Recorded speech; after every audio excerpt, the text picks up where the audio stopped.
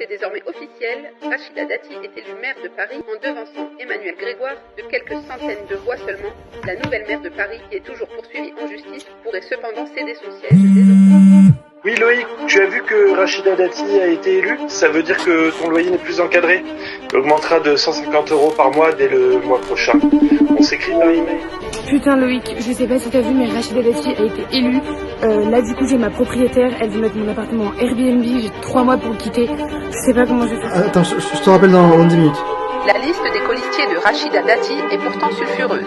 Son numéro 2, Sylvain Maillard, considère qu'elle est une escroquerie politique. Rachida Dati, pour moi, c'est une escroquerie politique. Sa numéro 15, Emmanuel d'Auvergne, a agressé une journaliste de France 2 qui s'intéressait à une nouvelle affaire concernant Rachida Dati. Une de plus parmi toutes celles répertoriées sur wikidati.fr, une encyclopédie en ligne répertoriant les déboires judiciaires de la nouvelle maire de Paris. Le numéro 18, Grégory Canal, souhaite mettre fin aux politiques de logement social, comme il l'a affirmé récemment lors d'un débat. Enfin, d'autres colistiers de Rachida Dati partageant en ligne des comptes influents de la fachosphère comme Max Guazzini en position 58, où s'affichent adhérents de Reconquête et admirateurs d'Éric Zemmour comme Soureya Nadji en position 85. C'est sans compter les très nombreux soutiens de la manif pour tous présents sur la liste.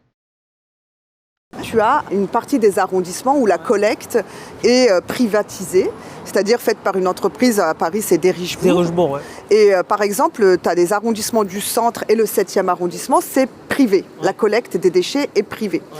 Elle coûte 2,5 fois plus cher que dans le service public, dans ces arrondissements-là. C'est incroyable, non ?